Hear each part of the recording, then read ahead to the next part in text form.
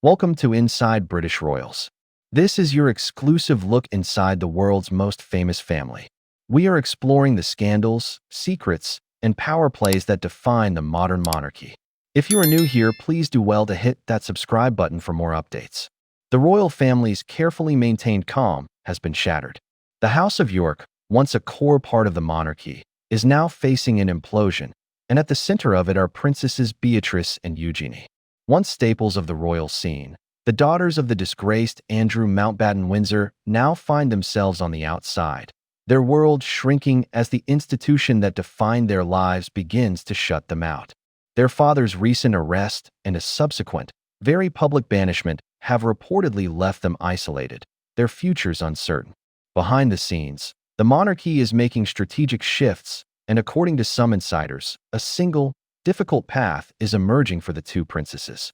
It's a drastic measure that some say is their only way to avoid being permanently cast out. For Beatrice and Eugenie, the stakes have never been higher. The beginning of the end for the Yorks reportedly came on a cold February morning. On February 19th, his 66th birthday, Andrew Mountbatten-Windsor, the man formerly known as Prince Andrew, was arrested by Thames Valley Police. The charge was suspicion of misconduct in public office, a shocking and unprecedented development for a modern royal. The arrest, which took place at his residence in Norfolk, was the culmination of a storm that had been brewing for years. It broke with the release of new documents related to the disgraced financier and convicted sex offender, Jeffrey Epstein. The allegations were stunning that Andrew, during his decade as the UK's special trade envoy, had shared confidential government information with Epstein. Reports pointed to evidence that he had forwarded details and official reports from his government trips. For years, Andrew had denied any wrongdoing in connection to his friendship with Epstein, but these new allegations struck at the heart of his official duties. The police confirmed an investigation into misconduct in public office, but, as per national guidance, did not name the 66-year-old man they had taken into custody. But the world knew. After nearly 12 hours of questioning, Andrew was released under investigation, becoming a fallen figure whose disgrace now threatened to engulf his entire family. The fallout was immediate. King Charles III issued a statement from Buckingham Palace expressing his deepest concern and emphasizing that the law must take its course, while offering full cooperation with the authorities. This wasn't just another royal scandal, it was now a police matter. Caught in the inferno were his ex-wife, Sarah Ferguson, and their two daughters. The same Epstein files that reportedly led to Andrew's arrest also contained mentions of Ferguson and brought renewed scrutiny upon her. For Beatrice and Eugenie, the consequences were direct and personally devastating. Their names also appeared in the files, dragging them into the heart of the scandal. While there is no suggestion of any wrongdoing on their part, their inclusion was enough to change everything. They were no longer just the daughters of a disgraced man. They were now characters in the same story. For the British royal family, few events are as significant as Royal Ascot. It's more than a horse race. It's a centuries-old tradition and the luminous heart of the British summer social season. To be part of the royal procession, riding in a horse-drawn carriage, is the ultimate sign of being an accepted member of the inner circle. This year, according to reports, Princesses Beatrice and Eugenie won't be there. In a move described as a public banishment, the sisters have reportedly been barred from attending Royal Ascot in any official capacity. They will not join the carriage procession and will not be granted access to the ultra-exclusive royal box. The decision, which is said to have come after high-level palace meetings, has reportedly left the sisters utterly shattered and blindsided. A source speaking to the Daily Mail revealed that 37-year-old Beatrice took the news the hardest. For years, they have been mainstays of the event, but now they've been cast out.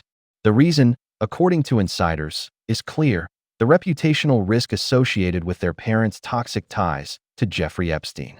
The palace's strategy appears to be one of ruthless self-preservation. This isn't just a one-time snub.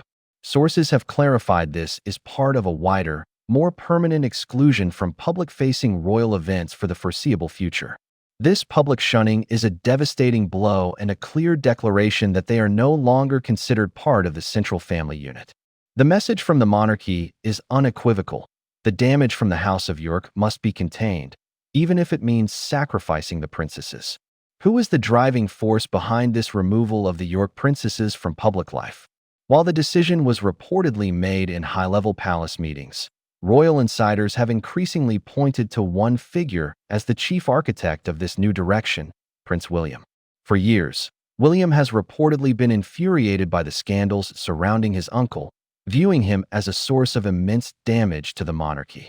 A royal insider claimed that William has long urged his father, King Charles, to take a harder line and completely cut the York family out of royal life. He allegedly sees the continued association with Andrew, and by extension his family, as a serious risk to the institution he will one day lead. This isn't just family friction, it's about a long-term vision for a slimmer monarchy. The goal is to shield the core working members from the scandals that plague the extended family. William reportedly fears that any perceived lack of discretion from his cousins could backfire catastrophically on the crown.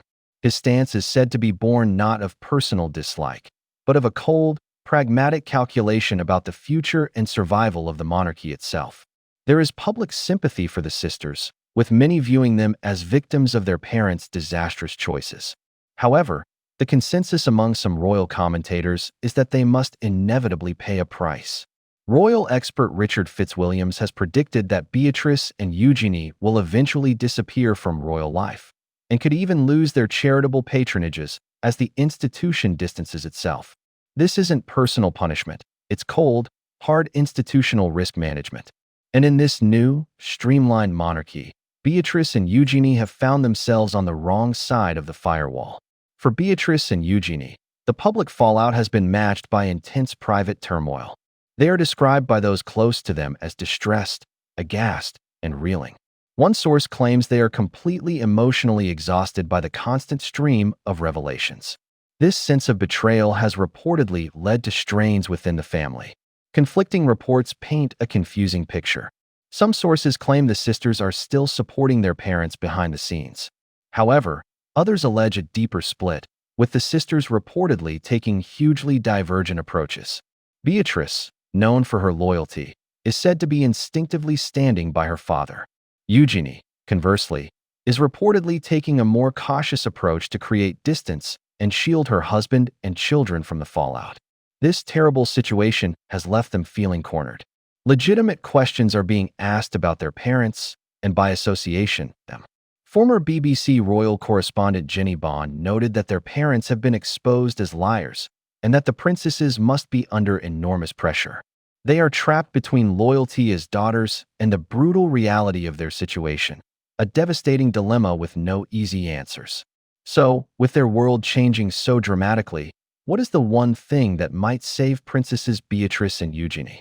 According to some royal experts and insiders, the answer is as drastic as it is heartbreaking: a complete and public separation from their parents. This isn't just about quietly creating distance. Royal expert Hilary Fordwich has stated that the sisters face an untenable choice of whether salvaging their own futures must prevail, given even their maiden York name is so toxic. She predicts that to survive, they will no doubt create even more visible distance from their parents. Another source stated bluntly that if they don't put firm distance between themselves and their parents, they risk being dragged down by association. The path forward, according to this logic, is for the princesses to publicly and unequivocally align themselves with the new royal order, with King Charles and, crucially, with Prince William. It would mean a symbolic severing from the toxic York brand that now threatens their own lives. It would be a difficult and painful act, but it may be their only route to self-preservation.